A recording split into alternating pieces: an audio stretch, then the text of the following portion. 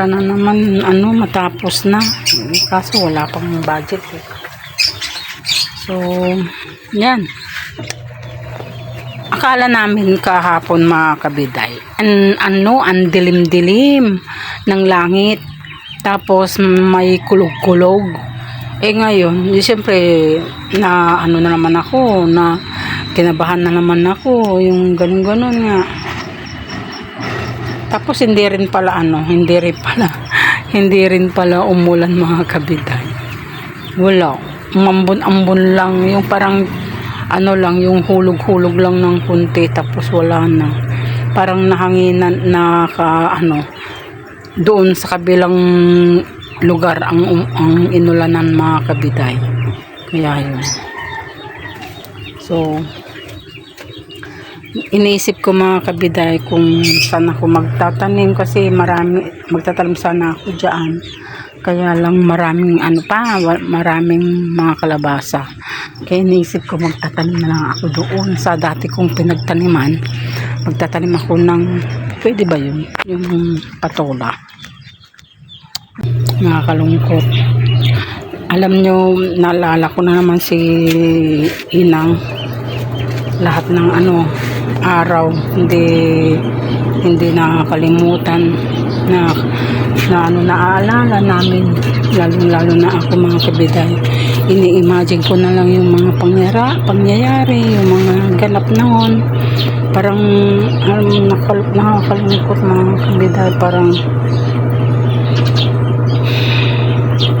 Parang meron yung hindi mo nasabi sa kanya, pero nasabi ko naman na lahat ng mga medyo pa siya malakas, pero nung nakahiga-higa na, hindi na siya makatayo-tayo, yun nasabi ko naman na lahat.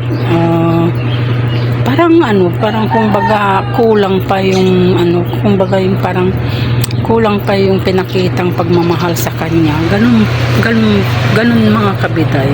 Pero nung nabubuhay pa siya, ginawa naman namin lahat, yung hahalikan ko, yung pero ako talaga yung nag-alaga sa kanya, bawat niya, ihin niya, ako yung nagpapay sa kanya, binubuhat ko, parang niyayakap ko na siya, yung parang harapan kami na niyayakap ko siya, kaya sabi niya lagi sa akin, nakakaawa daw ako, ganun.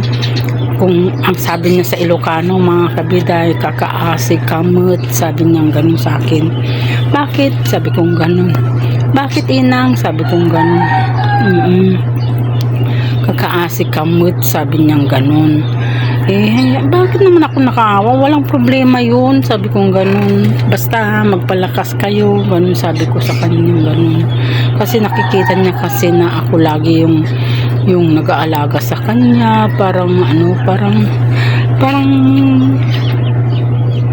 mga kabiday, parang naawa rin sa akin na ako lagi yung nag-aalaga sa kanya, yung lagi niya akong nakikita tuwing umaga, kahit napuyat ako, laging ako yung nakikita niya mga kabiday. Kaya nasabi niya sa akin na nakawawa daw ako, pero sabi ko naman huwag kayong maawa sa akin, sabi ko ganun, magpalakas kayo para sabi kong ganun, makalagat-lagat pa kayo sa labas, sabi kong ganun, makapasyal pa tayo, yun ang lagi kong sinasabi mga kabiday. Pero alam niyo, parang kulang pa rin yung pinakita kong pagmamahal sa kanya. Parang sabi kong ganun, Inang, sabi kong ganun, patawarin niyo ko, sabi kong ganun, kung ano man yung ginawa ko sa inyo noon, sabi kong ganun. Pero mahal na mahal kita, sabi ko na sa kanya mga kabiday. Pero alam ko talaga na parang wala na silang pag-asa nun mga kabiday.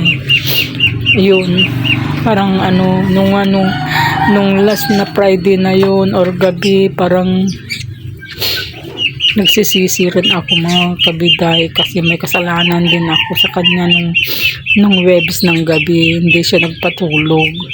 Yung pala, alimbasagin na siya, parang Yung lagi siyang, sabi niya nasusuka daw siya pero wala naman siyang nasusuka. Tapos ihi siya, ako lagi. Tapos sabi ko kay ate, ako na lang, kaya ko naman. Yung sabi kong ganun. Tapos pinagalitan ko pa siya nung gabi na yun, mga kabiday.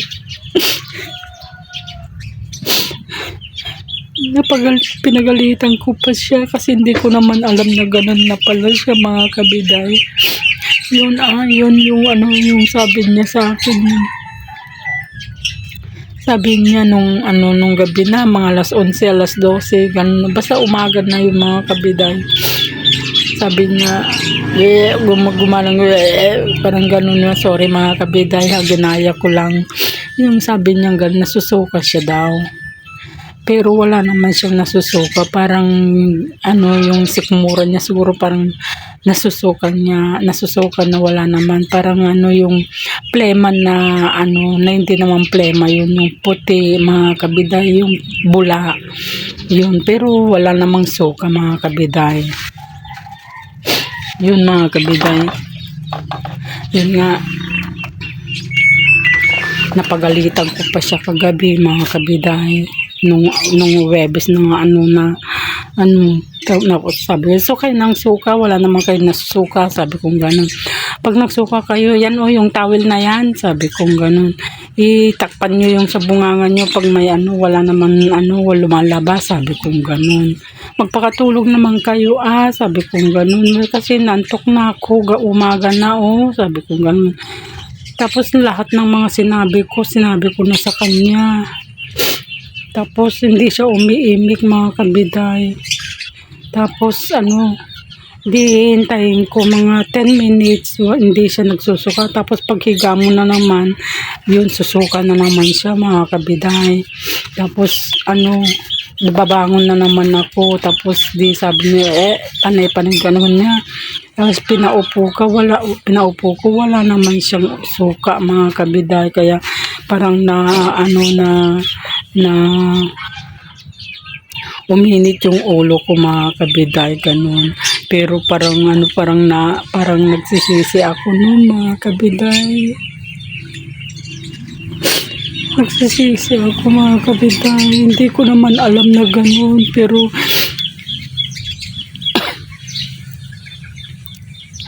hindi ko naman yung parang hindi ko naman sinabihan na yung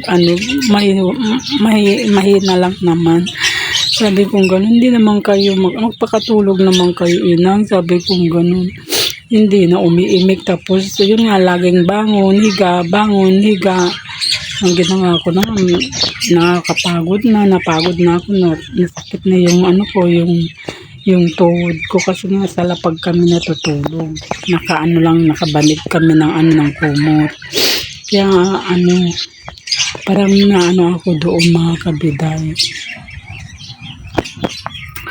Tapos yung nung naalam ko nung hindi na siya nagpapabangon, parang nakatulog na siya konti, pero parang pinipilit niya siguro hindi siya susuka, ganun. Tapos kinabukasan, ganun, nakatulog pa sila. Tapos umuwi na ako sa bahay. Tapos nung pumunta ako doon ng umaga, ako nang nag-alaga sa kanya. Tapos yun na, yung mga kabiday, yung nakita nyo yung sa video niya, mga kabiday, yun na ang pangyayari na yun. Parang naawa ako sa kanya, mga kabiday, nagsisisi ako. Pero ginawa ko naman lahat, na minahal ko siya, na pinakita ko naman siya na minahal ko siya, yun, hinalikan ko siya. Tapos nung wala nang araw siyang hindi na gumagalaw yung mata niya, mga kabiday, nakadilat lang siya. Tapos tinawag ako rito, hindi raw nila makausap, mga kabiday, pero ako nakausap ko pa rin siya. Yun yung Tagalog ba yung ganun. Nakausap ko pa, mga kabiday, yung gumanon pa raw siya, gumanon pa. Pero mga kapatid ko, hindi siya nakakausap. Ako lang nakakausap ko sa mga kabiday. Kaya ano, sinabi ko na mahal ko siya, ganun, parang patawarin niyo ko, Inang, ganun ko, ano man yung ginawa. Paulit-ulit ko siya sabi yung mga kabiday. Tapos sabi niya, huwag kang magalit sa akin, Inang ha. Sabi ko ganun, gumanon siya, pero ano, yung mata niya parang hindi na ano, gumagalaw, yung puso na lang niya ang ano, nang gumagalaw, mga kabiday, mga kamay, ganun. Pero parang kumbaga yung ano, yung mata niya hindi na gumagalaw, mga kabiday. Ang sakit-sakit, mga kabiday, araw-araw ko naalala. Hindi lang araw-araw, mga kabiday, minuto. Kaya parang ang sakit-sakit sa dibdib. Parang gusto ko nang umiyak, mga kabiday. Parang ano.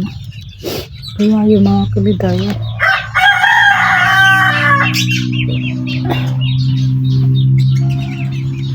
Parang naalala ko pa nga ngayon. Parang ano, parang ngayon dito, pumupunta rito, umiikot dyan, umiikot dyan. Parang ano, yung paglalakad niya, hindi nagaano kasi hinahanap ako, sabi niya ganun. May hinahanap siya, yung mga gamit ko na aparador. Hinahanap niya, yun nga raw, sabi niya, nawawala, ganun. Itong ano, pagkatanda ni Inang, nawawala na yung ano niya, yung memory niya, mga kabiday. Nawawala na yung memory niya kasi ano, yun nga yung hindi nga namin alam kung bakit na ano niya yung nawala na yung memory niyang ano, yung noon. Tapos ngayon parang hindi kami, pero ako naalala pa rin niya, hindi alam niya yung pangalan namin, mga magkakapatid, mga kabiday, pero mga iba, mga pamangking ko, hindi nila alam pang mga pangalan, mga kabiday. Parang nawala na yung memory niya. Pero ako, mga kabiday, ako lagi niya yung nasasabi yung pangalan ko, ganun. Pero yung mga anak ko, hindi niya alam, mga kabiday. Minsan yung anak kong babae, ginagawa niyang si Ilma, ako daw si Cindy, ganun, binabaliktad niya, mga kabiday. Parang hindi nga namin alam kung bakit, mga kabiday. Kaya parang nakakasakit ng loob, mga kabiday, na mawala ka ng mga magulang. Doon mo na makikita, doon mo na ma-realize lahat, mga kabiday, na mahirap ang walang nanay. Sa todo lang, mga kabiday, ang hirap ng walang nanay, mga kabiday. Kasi syempre nasanay na tayo na may tinatawag na nanay. Binibilhan ng pagkain bawat punta ng bayan, binibilhan ng pagkain. Laging hindi nawawalan ng pagkain si nanay, ng mga tinapay. Binibilhan namin siya ng pagkain kasi kahit gabi yan kumakain, pag nagutom kumakain yan, mga kabiday. Minsan yung isang supot na tinapay ng mga maubos niya lang ng isang araw, yun lang kinakain niya. Pero kumakain naman siya ng tinapay, mga kabiday. Kaya ang hirap, mga kabiday. Kabiday, punta tayo ng diyan sa tindahan, mangungutang tayo.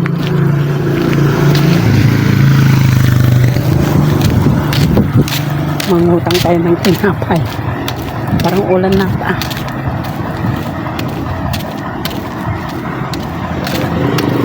mangungutang ng tinapay.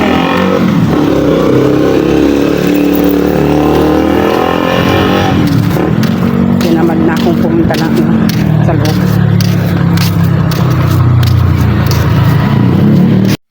Yan.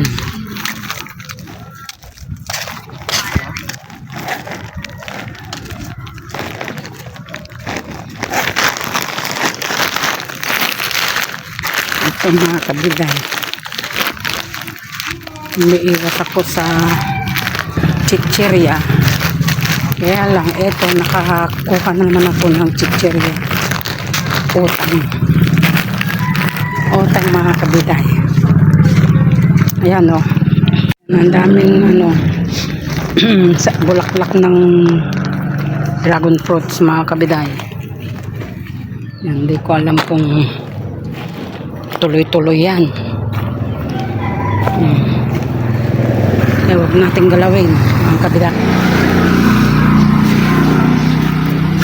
Yan mga kabiday. Ang ganda ng bulaklak, diba? Yan. Ang ganda ng bulaklak niya.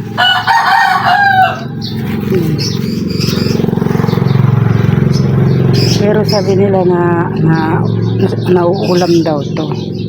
Pero hindi natin gagalawin para tuloy-tuloy. Yan, parang pinya, no? Parang pinya pag ano lumaki. Ay, pag ganyan. Mga kabiday. Tapos na ako nagdilig. Tinatamad akong magwalis. Yan, may bunga pala yung yung lemon natin. May bunga. Meron pa mga kabiday. Diyan. Tinalian ko kasi ano siya, naglulupay-pay siya. Meron pa dito. Kasi ano, tinali ko. Wala na. Yan. Lemon juice. Lemon. Yan. Ito mga kabiday, ang favorite kong avocado. Yan. May sama na dyan. Siguro may may uod. Siya. May bulaklak pa dyan. Yung mga bulaklak dyan mga kabiday.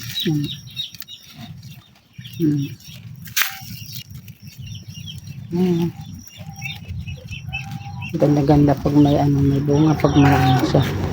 Maliit.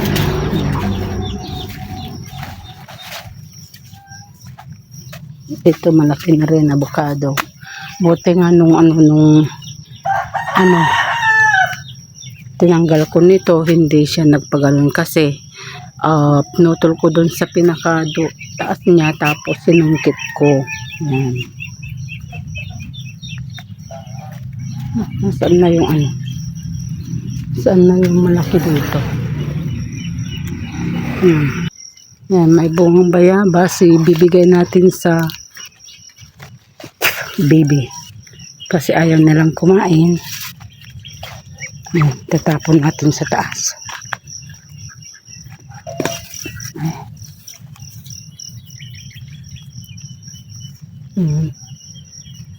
Gustong-gusto nila yung mga bibi. Mabango. Dito pa. Ayan.